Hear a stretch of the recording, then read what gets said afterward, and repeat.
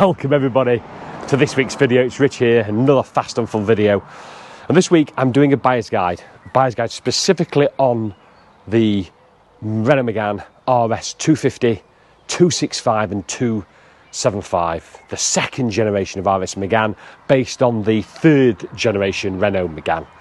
2-litre turbocharged, front wheel drive, 3-door only, hatch, built between 2010 and 2016.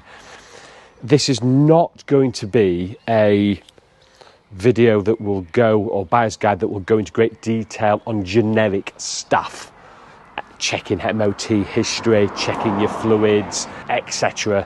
There's enough stuff of that online. This is everything that is pertinent to this generation of RS Megane.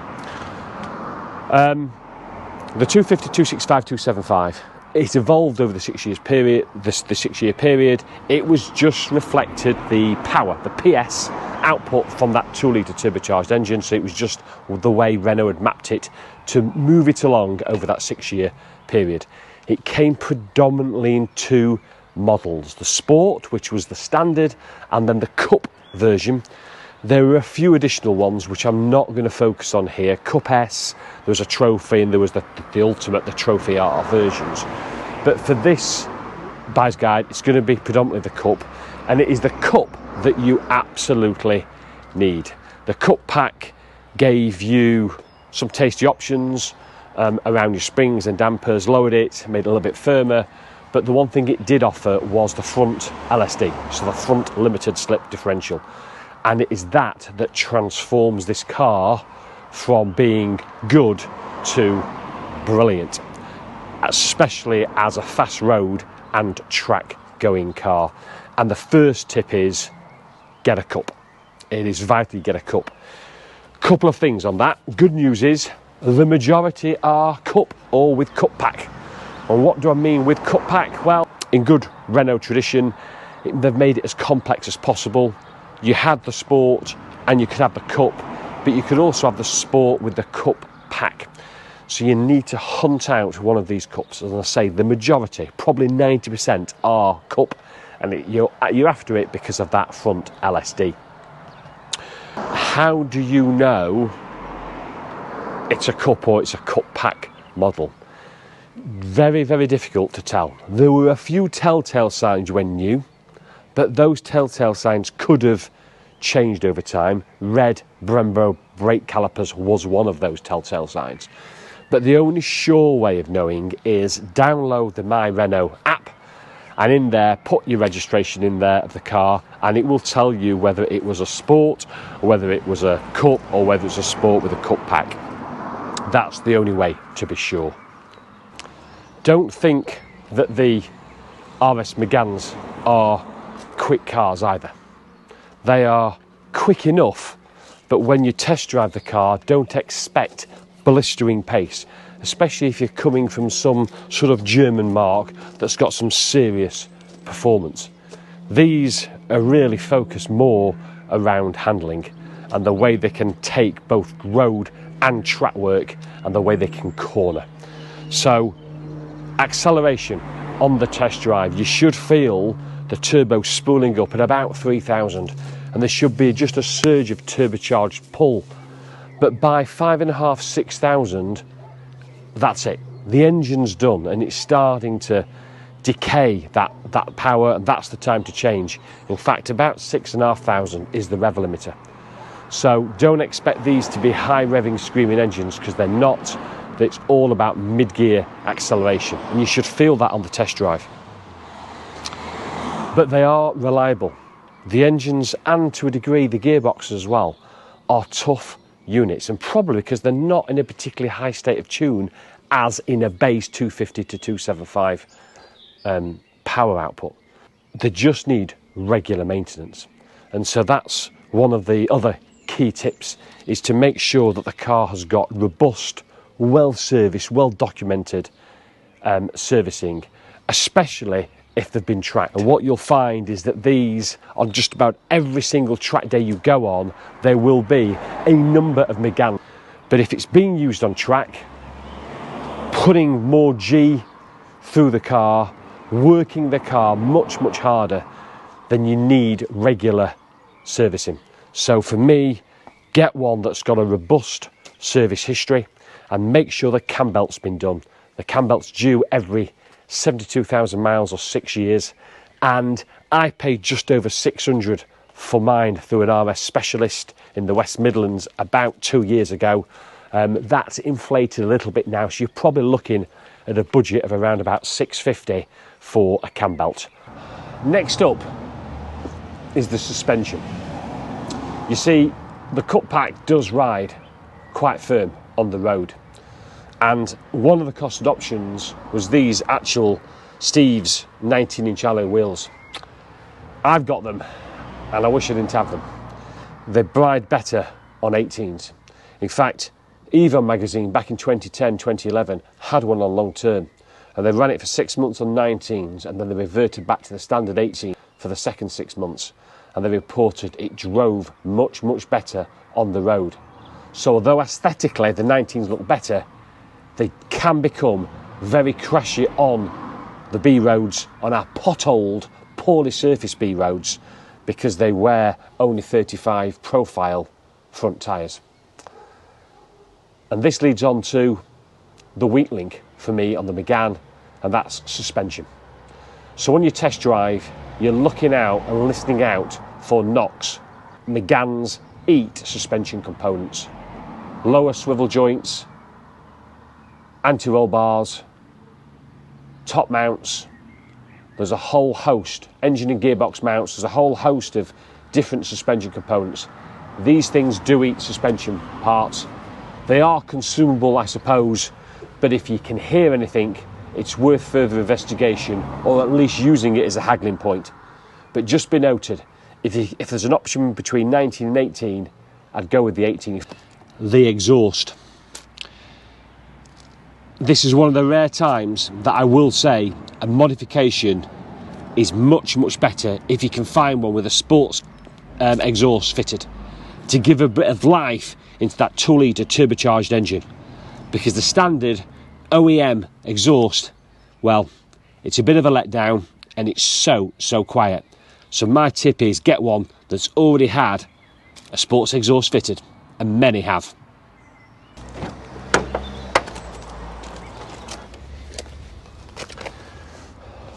Inside, it's all pretty basic interior, pretty drab, plenty of plastic, but ultimately it actually wears quite well.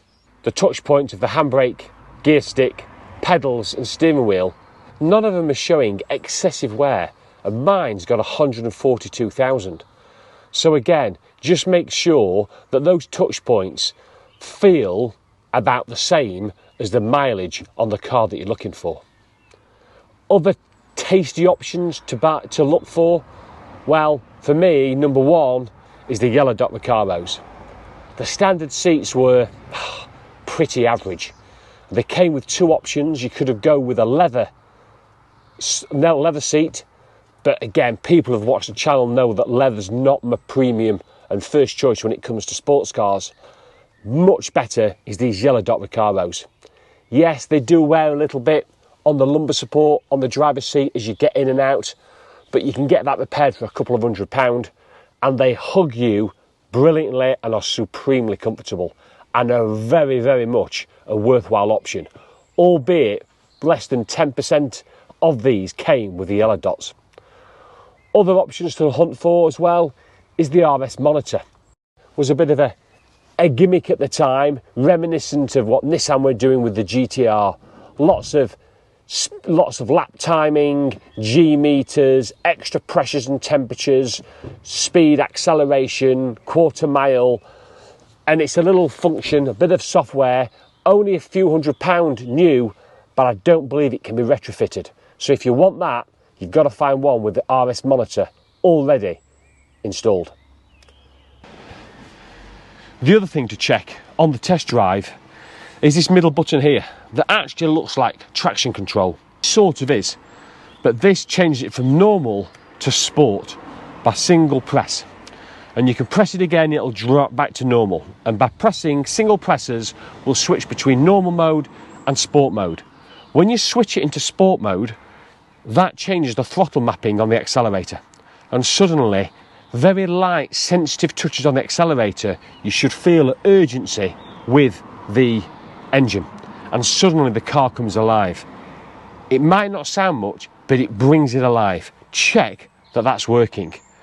But there's a third mode as well, because once you're in sport, if you leave your finger on the button, it will actually go into like Sport Plus, which basically is track mode, where it disengages the traction control.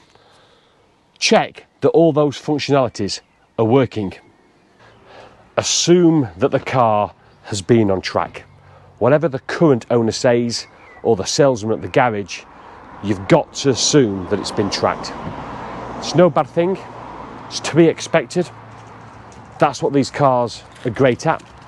But it just means you've got to be exceptionally careful to check for accident damage, specifically around panel gap fitments around the car, to make sure that it's not been accident repaired, more so than any other car.